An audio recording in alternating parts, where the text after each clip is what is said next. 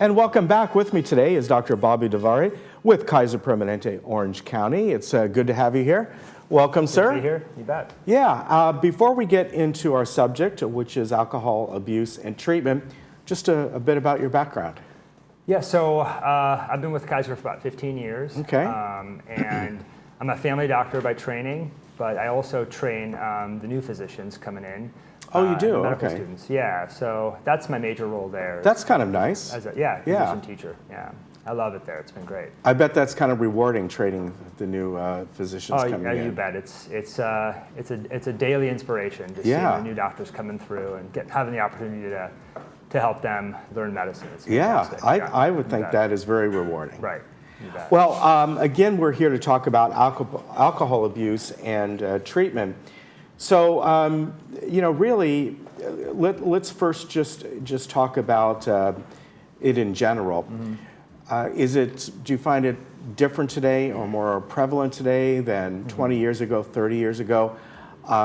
Because people seem to be, society is more, it seems to be more in tune with things like that than all those years ago. That guy's drunk and person, and you just kind of swept it under the rug. It's a different way of looking at it now, right?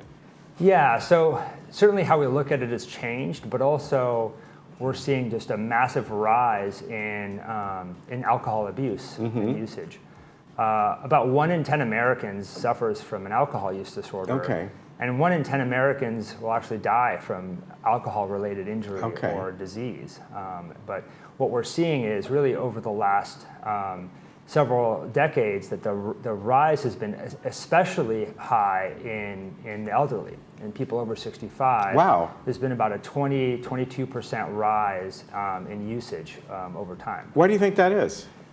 Well, I think certainly the marketing arm of the alcohol industry is pretty strong, but also I think as you go into retirement, there's a little bit more free time, and people will fill that with alcohol sometimes. Yeah.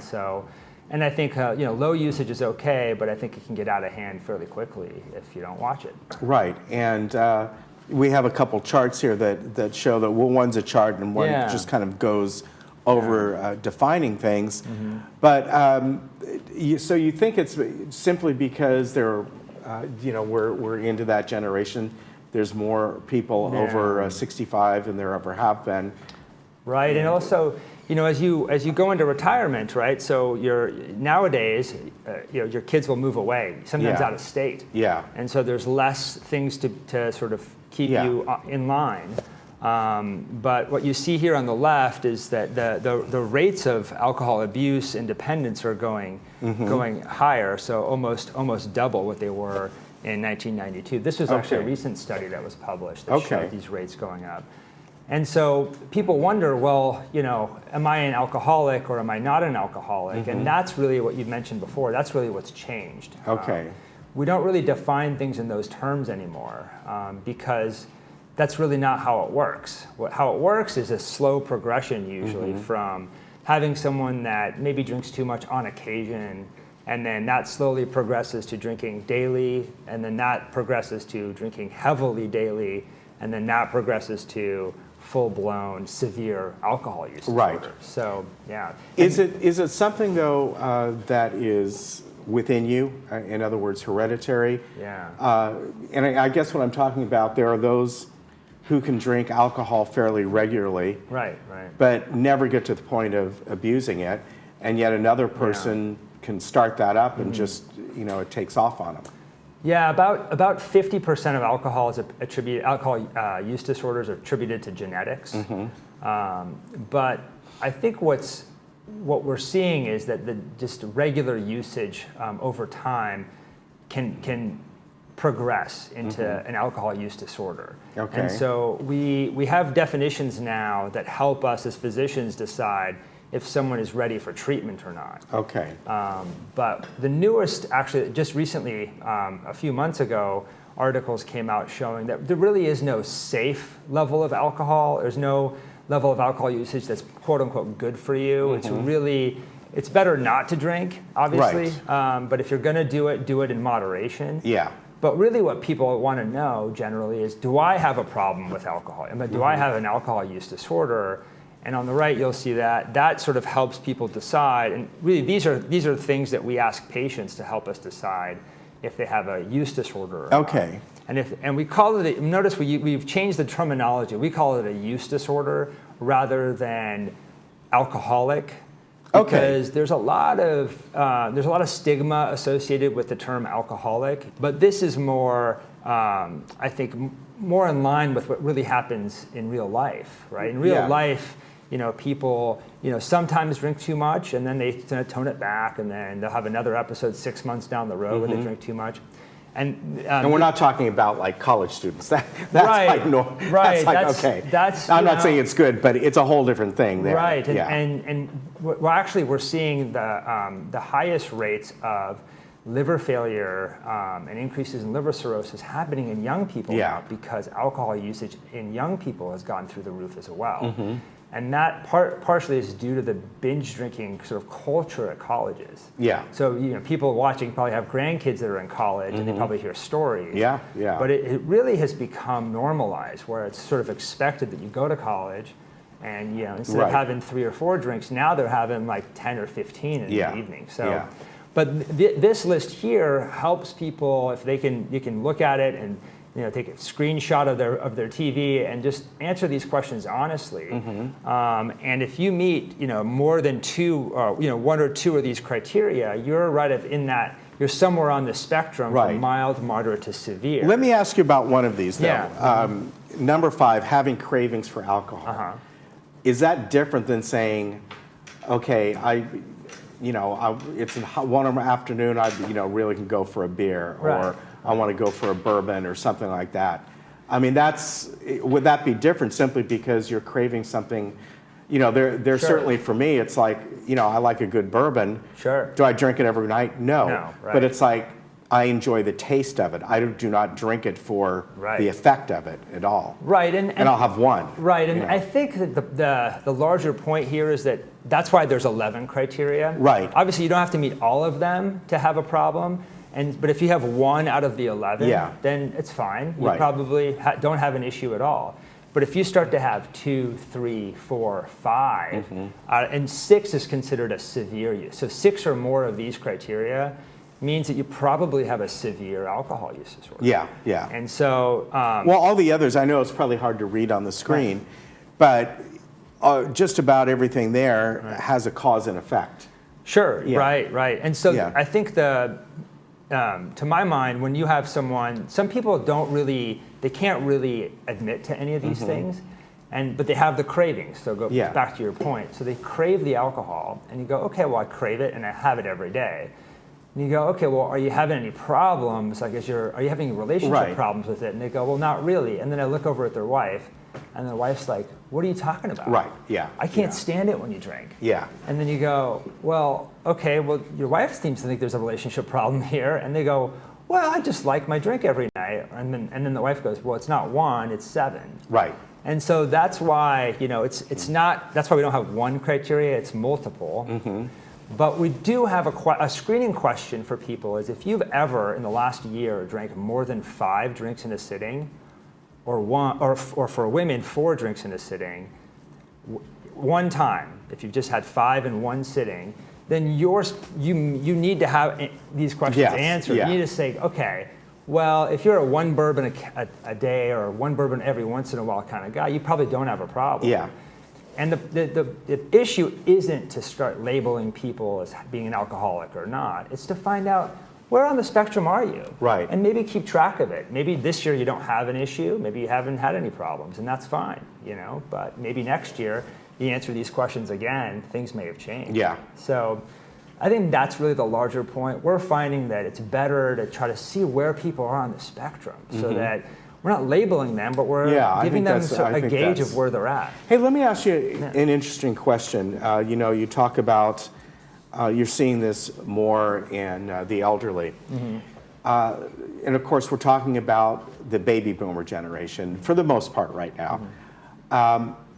is this maybe because they were part of a generation, and this isn't putting anyone down or anything down, because my parents were like that. Right. You come home and every night there was cocktail hour. Right, right. And I can recall, you know, with my parents and things like that, usually they come home, they have a cocktail, then wine with dinner, but that was just a normal procedure. Right. You'd go out maybe on Friday or Saturday night and 3 or 4 drinks. That was normal.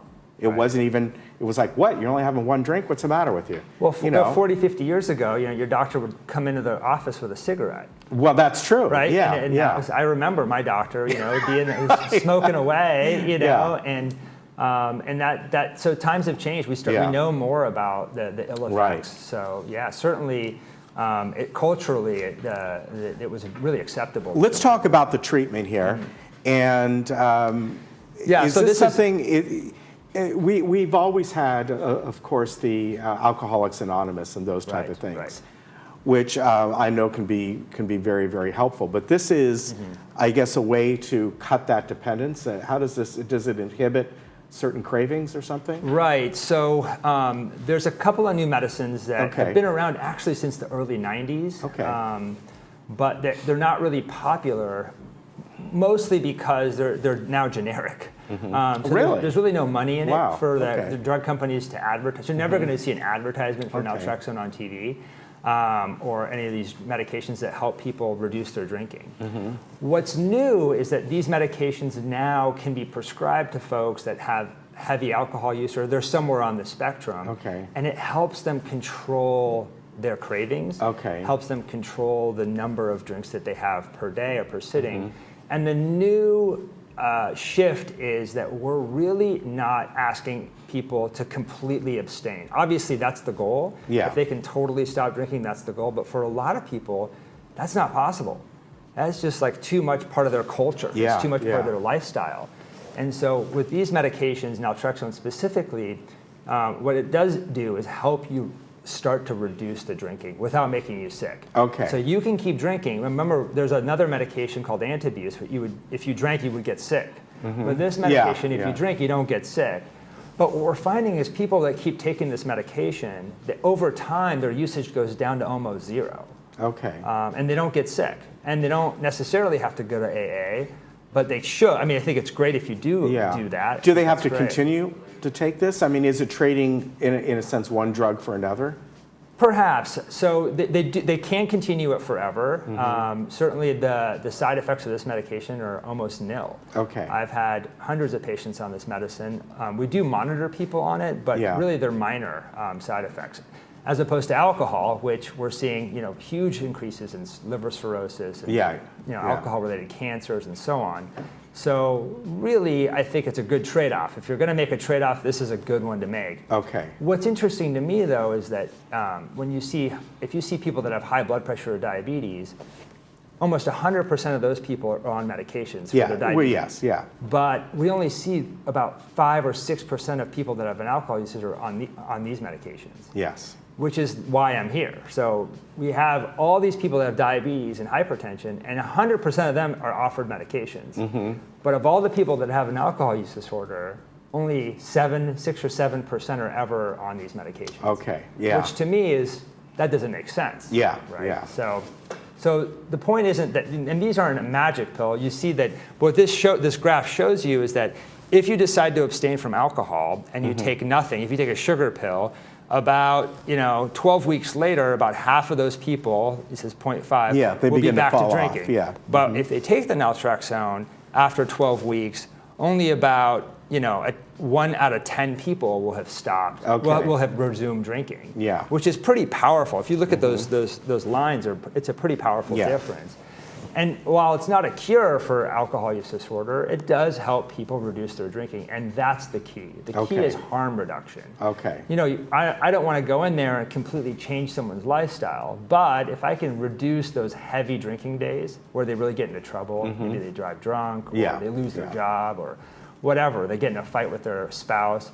Those are the key moments we're trying to sort of intervene on, and that medication helps people sort of put the filter on a little bit. But did you say it's over the counter, or am I wrong? It's not over the counter. It's by It's just not prescription much only. money in it. So. Well, what's interesting is it's by prescription only, but what we've done at Kaiser Permanente is we've actually made it unrestricted so that any of our doctors can prescribe it. So you can go to your family doctor now, whereas before you'd have to go to a specialist. You'd have to go to an addiction specialist to get the medicine, which is the problem, right? Because if you come in and let's say you're lower on the list, like you have a mild use disorder, you're not a severe alcoholic, or have a severe alcohol use disorder, you may not want to go to another doctor. And a lot of people don't have time to go to another doctor, or the money. And so what we've done at Kaiser Permanente is said, you know what? If you're ready and you want to try medication, your primary care doctor can prescribe it for you. We're always available to send people. We always have the availability of addiction medicine to see you, but your primary care doctor can now prescribe it. All right. Very good. That's the big difference. Yeah. All right. Dr. Davari, thank you for coming on. I appreciate it. You bet. And you can also go to the website, kp.org/Orange County. We'll be right back.